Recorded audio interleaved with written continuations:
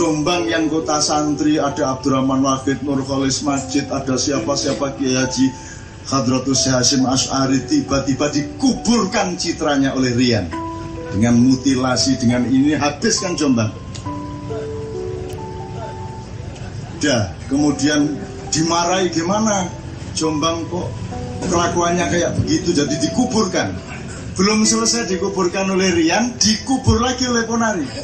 Dan tidak ada satu dokter dari peradaban masa silam sampai sekarang bisa melawan Ponari.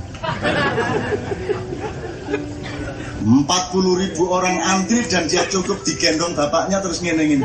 Itu pun dia nggak ikut, dia main SMS. Jangan tangan kiri tangan saya, yang tangan kanannya dipegang sama asistennya terus cek cek cek cek cek cek. Dan tidak seorang pun memahami. Semua tidak ada yang bisa memahami Ponari itu apa, siapa, ngapain, apa yang terjadi sebenarnya dengan Ponari itu. Bahkan kesimpulan kita adalah kesimpulan-kesimpulan dari orang yang tidak mampu mendapatkan hidayah dari Allah SWT. Orang yang tidak kuat menerima derajat. Orang yang ditawari innama amruhu idza arada syai'an ayyaqula lahu kun fayakun. Tapi tidak mampu, otak kita, frame ilmu kita, hati kita, jiwa kita, ideologi kita tidak mampu. Kita hanya punya kesimpulan bahwa ini destruksi, eksploitasi kepada anak kecil, kemudian disebut musyrik karena percaya kepada batu. Betul? Bedanya batu sama pil apa? Bedanya apa? Kalau Anda ke dokter terus dikasih pil, Anda percaya sama pil nggak? Iya. Percaya enggak? Iya. Syirik enggak? Musyrik enggak? Loh, lah kok semua orang musyrik se-Indonesia? Percaya kepada pilnya dokter. Kenapa kalau dokter harus dipercaya pil dan obatnya? Kalau Ponari tidak dipercaya batunya? Emang Ponari bisa mengobati? Enggak bisa. Dia cuma hujan-hujan, kesamber batu, dibuang balik, dibuang balik, dibuang balik, akhirnya disimpan di rumah. Ponari tidak bisa apa-apa, dia anak umur 9 tahun, dia tidak mengerti apa-apa. Dan Ponari jangan disalahkan, Anda harus menyayangi dia karena dia tidak mengerti apa-apa. Dan Anda jangan sebut dia dukun, dia tidak punya konsep bahwa itu dukun. Dia taunya diajak nolong orang, dia nolong orang. Gitu loh Mas. Dan itu di Jombang, ya banyak sekali di Jombang dari dulu itu. Dari dulu. Saya kalau mau ya begitu sebenarnya. Mau aku. Saya diantri orang kayak gitu juga. Kalau saya turutin dari dulu saya, tapi saya tidak mau. Dan lo tapi kok batu loh? Tuhan yang marah. Tak sakarepku. Saya ini menyayangi orang, menyembuhkan sakitnya orang, mau pakai batu, mau pakai tak tempeleng, mau pakai halilintar, mau pakai apa terserah saya dong. Bukan batunya yang menyembuhkan, yang salah filsafatmu, yang salah ilmumu. Kamu pikir Zikolgin bisa menyembuhkan sakit kepala? Tidak. Zikolgin itu alat untuk mengobati, tapi perkenan untuk sembuh ada di tangan Allah Subhanahu wa Ta'ala. Kan gitu filosofinya. Dokter tidak bisa menyembuhkan, dokter hanya mengobati. Ponari hanya bawa batu. Dokter hanya bawa alat suntik dan pil, cuman begitu dok, sama posisinya. Cuman karena satu hari 40.000 orang, dokter belum tentu 4 orang. Ayo ngeluh. Akhirnya sekarang jalan keluarnya dihentikan begitu saja. Dihentikan begitu saja. Oh kalau gitu akan jadi udun nih.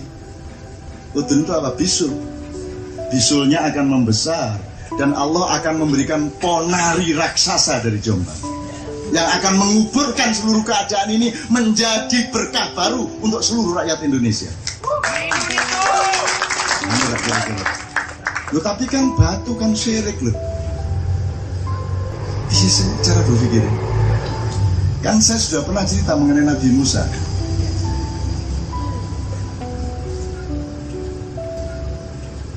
Tuhan ini kan kalau kasih perintah itu kan memang harus diterima dengan ketaatan dan nurani, tidak harus Anda terima dengan akal sehat. Kalau pakai akal sehat yang ngeluh dewe. Nabi Khidir disuruh mencekik anak kecil, coba. Perintah macam apa itu? Tuh, iki Tuhan temenan tadi. Kan gitu kalau saya jadi gitu. Lu masa saya disuruh mencegah anak kecil, disuruh bocorin kapal, betul nggak? Ya kalau Anda pakai frame akademis sekarang ya mampus sendiri kan. Musa juga gitu diperintah, kamu dikejar Fir'aun, lari ke pantai Musa.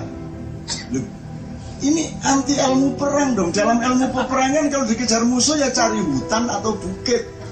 Lah kok disuruh ke pantai, motiar gitu. Nah tapi Musa tidak bereaksi ilmiah. Musa hanya sami'na wa ata'na. Nanti begitu sampai di pantai, Tuhan kasih perintah kedua, idrib bi'asokal bahr, pukulkan tongkatmu itu ke laut. Terus nanti ilmuwan mengatakan, oh tongkat itu kalau dipulkan di air, terus airnya membelah. Simpel ilmiah gitu kan, empiris, kecelek kan. Itu membelah ya pas itu dok. Kalau besoknya Musa ngenang ini ya gak belah-belah kan, kok ojo goblok kan itu. Itu berlaku hanya ketika Tuhan mengendaki air terbelah, ketika dia memerintahkan terbelah. Jadi bukan kesimpulannya adalah tongkat itu bisa membelah air laut, salah. Batunya ponari bisa menyembuhkan orang, salah. Tapi bahwa orang sembuh itu bukan karena batunya, tapi karena perkenan Allah. Betul nggak? Bahwa air membelah bukan karena tongkatnya, tapi karena perkenanan Allah. Jadi syirik tidak tergantung batunya, tidak tergantung tongkatnya, tergantung bener nggak konsepmu mengenai apa batu dan siapa Allah. Kan begitu. Di situ letaknya syirik, tidak di batu tapi di dalam dirimu sendiri. Nah sebelum sampai ke pantai, di tengah-tengah dia dikejar, memimpin pasukan, dikejar pasukan Fir'aun, Musa sakit perut, senep itu loh. Ya Allah, wis gak iso melayu. Ya Allah, kok tega-teganya. Kan sudah capeknya kayak gini masih dikasih sakit perut. Ya supaya kamu itu ingat aku, saya bilang gitu. Ya sudah, saya mohon disembuhkan ya Allah. Ya gampang, aku maha kuasa. Ya, sekarang kamu lari ke bukit sana ada pohon, ambil daunnya kamu makan, sembuh. Kata Allah. Nabi Musa naik ke bukit dengan setengah mati, baru nyentuh daun perutnya sembuh. Waduh matur nuwun, sampai tenang jenengan, ya stop, turun lagi, pasukan siap berangkat. Begitu berangkat 3 langkah, ada sakit lagi. Musa langsung lari lagi ke atas bukit, dia ambil daun, dia makan sampai 15 lembar, tidak sembuh-sembuh. Mengkering ini. Ya apa karep sampean? Terus katanya tadi kalau saya sakit perut suruh naik bukit, suruh makan daun, ini sudah 15 daun sampai setok ini loh. Kok enggak sembuh-sembuh? Terus dia lalu titipan. Ya itu cara ludruk menceritakan. Bukan benar-benar Allah ketawa enggak, ya itu cara ludruk rek. Jombang rek, tak kubur teman-teman. Yang bilang daun menyembuhkan perutmu itu siapa? Nah tadi katanya suruh naik bukit loh. Saya tuh mau nyuruh kamu naik bukit, mau nyuruh kamu selulup, mau nyuruh kamu benturkan kepala ke batu, terserah saya. Cara saya menyembuhkan tuh terserah saya. Mau pakai daun, mau pakai batu, pakai apa terserah saya. Dan yang menyembuhkan kamu tuh bukan daun, bukan batu, tapi otoritas saya. Jadi tahu nggak bedanya kamu waktu sakit perut pertama sama sakit perut kedua? Yang pertama kamu ya Allah berilah aku kesembuhan. Yang kedua kan kamu nggak minta, langsung melorot melayu menggokong, nggak jalur. Karena kamu seperti dokter-dokter dan ilmuwan modern besok-besok. Kamu pikir kalau aku memerintahkan ambil itu daun, terus kamu menyimpulkan konklusi titik 2, daun menyembuhkan sakit perut. Goblok. Tidak, yang menyembuhkan bukan daun, yang menyembuhkan izinku. Jadi yang penting kamu minta sama saya, yang penting komitmen sama saya, gitu loh. Nah nanti yang kedua kan mosok saya tidak bervariasi. Emang saya sutradara yang monoton, kata Tuhan itu. Kalau yang pertama aku perintahkan engkau naik bukit ambil daun, yang kedua pasti aku kasih variasi. Misalnya yang kedua, sakit lagi ya Allah sembuhkan, sakit lagi. jungkir balik 5 kali. Benar? Begitu jungkir balik sembuh. Kan gitu. Memang marah. Udah Indonesia tuh mau melarat nggak masalah. Nggak masalah, presidennya siapa nggak masalah. Goblok-goblok dewi, lepokan dewi. Tapi mereka bergembira. Kenapa kedelai kok import? Wah, menurut pertanyaannya, ada menteri ekonomi enggak? Ada menteri perdagangan enggak? Enggak ada toh? Kalau gitu jangan menjawab sebagaimana menteri perekonomian menjawab. Jawablah sebagai rakyat yang harus bergembira. Kalau saya sebagai rakyat jawabannya mudah. Loh, saya disuruh nanam sendiri. Soge kan nyandur daily. Ya saya tinggal beli, aku soge jeragan kok. Saya majikan kok suruh tanam itu loh. Ya sudah sana yang negara-negara miskin tanam kedelai, kita yang beli. Kita orang kaya. Itu jawaban rakyat. Nah daripada kamu seharusnya ada polisi, seharusnya ndasmu gak ono sing gelem sing diukur. Nanti kamu stres sendiri nunggu, jawablah secara rakyat. Tuh soge kok. Nggak masalah, mau kita orang kaya kok kita suruh jadi pengrajin, bikin meja sendiri, bilang kita kaya, tinggal beli dong. Majikan kok.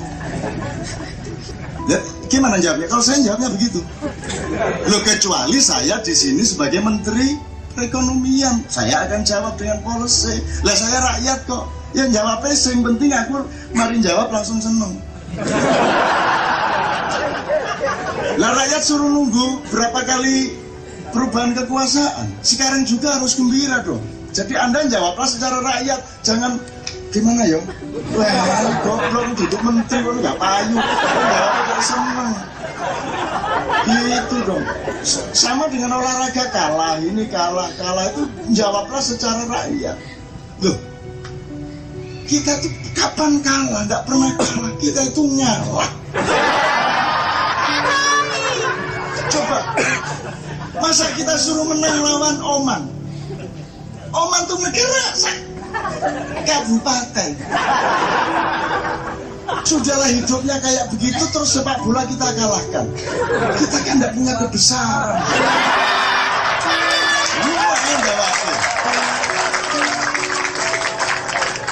Ngalah dong, ngalah nggak masalah, usah nolak. Wis negara cilik mosok gini, negara segedenya segini kok.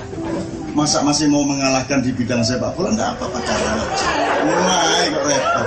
Lo orang Indonesia kok disuruh sedih, nggak bisa. Israel tuh mau nyerbu Gaza, sebenarnya kalau presiden berani bilang, jangan nyerbu Gaza, jangan beraninya sama anak kecil, serbu Pulau Jawa. Silakan pilih Jakarta, Cirebon, Banten, Bandung, Semarang, Jogja, Surabaya, Jember, serbu sini kalau berani. Ayo kalau Israel berani kesini serbun. Cak, tentara Indonesia itu nggak punya senjata loh, Cak. Jangan nantang-nantang. Pesawat tempur kita itu cuma 6 loh, Cak. Sementara Singapura aja punya 560 lebih. Malaysia itu 360. Kita cuma punya 6. Lawan Israel kita kalah. Saya bilang, yang bilang suruh ke Indonesia terus dilawan tentara itu siapa? Banyak penganggur-penganggur. Anak-anak muda ini disuruh perang loh. Nih gimana kita nggak punya apa-apa kayak gini, kok ditantang geleng? Ayo.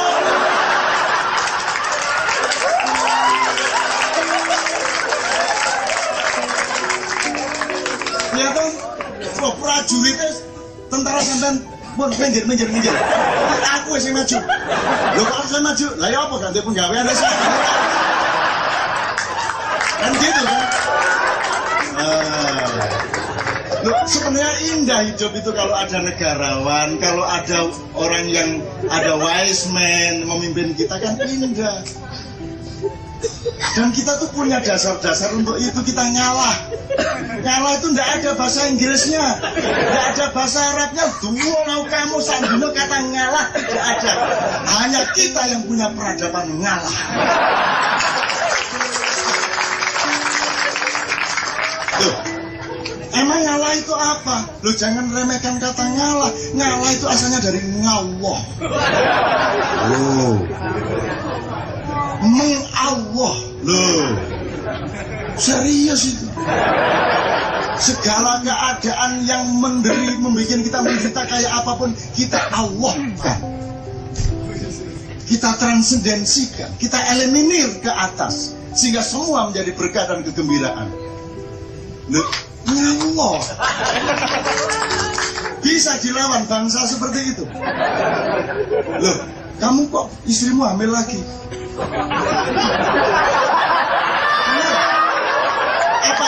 Apa itu? Nekat toh? Nekat. Sikat dulu urusan belakangan. Kan itu kan di Indonesia, betul nggak? Terus tak tanya, loh, kamu bagaimana sih anakmu lahir terus kamu belum punya kerjaan? Bismillah aja. Ya kan? Bondone Bismillah. Di seluruh dunia ndak ada pekerjaan utama Bismillah. Kita punya Bismillah, apa aja beres di Indonesia. Gitu loh. Gitu teman sekalian ya. Jadi yang penting teman-teman sekalian nomor satu, ini yang namanya survive-nya bangsa Indonesia. Kita itu mampu memiliki teknologi internal di mana kita bisa survive dalam keadaan apapun saja. Kalau Anda tidak mampu survive dengan dirimu sendiri di tengah keadaan yang paling sengsara kayak apapun, maka jangan berharap kamu bisa menolong negara. Beresin diri sendiri. Beresin bahwa kamu tidak dipres oleh apapun, maka kamu akan bisa menolong seluruh rakyat untuk tidak dipres oleh apapun. Kan begitu. Mulai revolusi dari dirimu sendiri. Gitu loh Mas.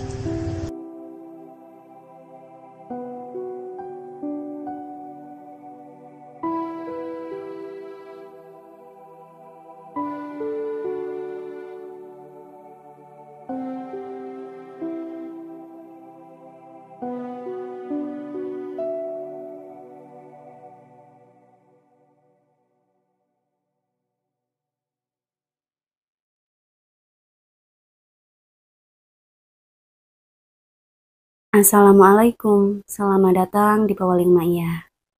Berikut ini adalah kutipan video Sinau Bareng tahun 2009.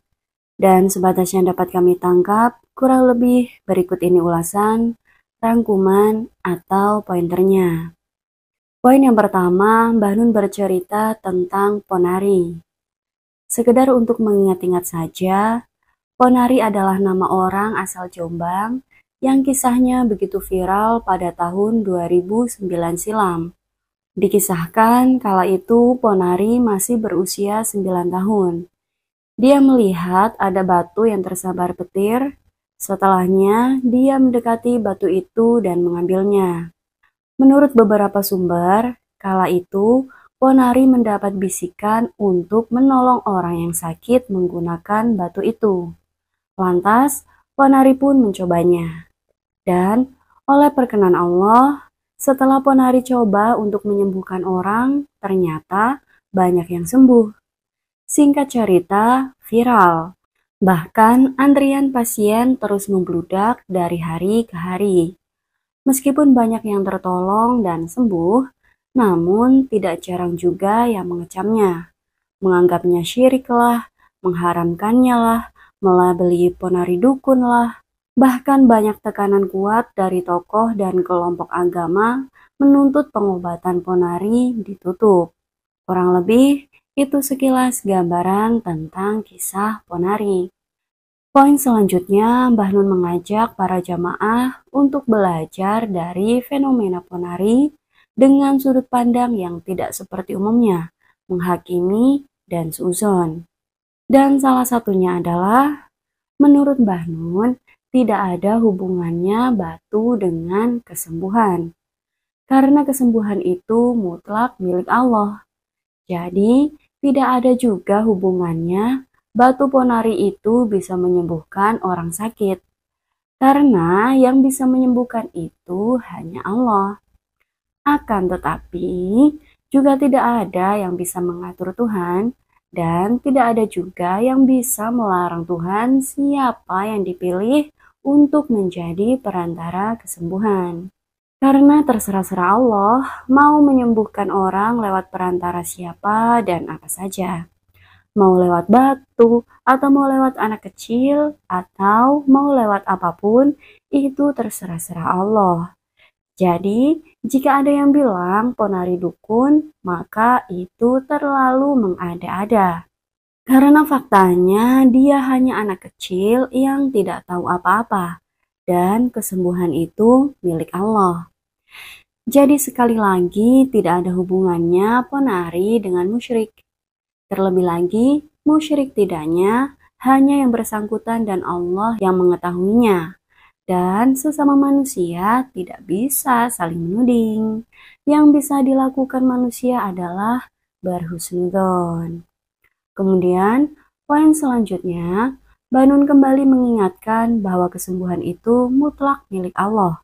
Jadi, terserah Allah mau menyembuhkan lewat perantara batu, atau lewat obat, atau lewat daun, atau tidak lewat apapun, itu terserah Allah. Maka tidak perlu menghakimi ponari, tapi lebih baik berhusnudzon saja. Ambil hikmahnya. Mungkin itu perantara Allah. Jadi yang penting intinya adalah tergantung kitanya bagaimana menyikapinya. Sama halnya dengan kisah Nabi Musa yang sedang memimpin pasukannya saat dikejar-kejar Firaun. Dalam perjalanan Nabi Musa sakit perut. Kemudian beliau lari berdoa kepada Allah. Dan Allah memerintahkan Nabi Musa naik ke bukit, ambil jenis daun tertentu, kemudian memakannya dan sembuh. Selang beberapa saat kemudian, Nabi Musa kembali sakit perut. Lantas, beliau langsung lari ke bukit dan memakan daun itu lagi. Namun, tidak sembuh. Lantas bertanya kepada Allah, "Ya Allah, katanya tadi kalau saya sakit perut, suruh ke bukit ambil jenis daun ini kemudian dimakan.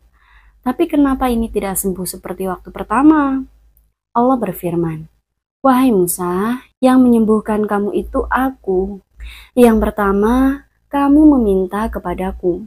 Tapi yang kedua, kamu kan tidak meminta, tidak izin, langsung lari ambil daun." Hal ini menurut Mbah Nun sama dengan ilmu modern sekarang. Disangkanya daun A bisa menyembuhkan penyakit ini, daun B bisa menyembuhkan penyakit itu. Padahal yang bisa menyembuhkan itu izin Allah, bukan terletak pada obatnya, bukan terletak pada daunnya, bukan pada batunya, bukan pada bendanya, tapi perkenan Allah. Kurang lebih itu sedikit gambaran dari video ini sebatas yang mampu kami tangkap. Kurang lebihnya mohon maaf, matur suwun dan wassalamualaikum warahmatullahi wabarakatuh.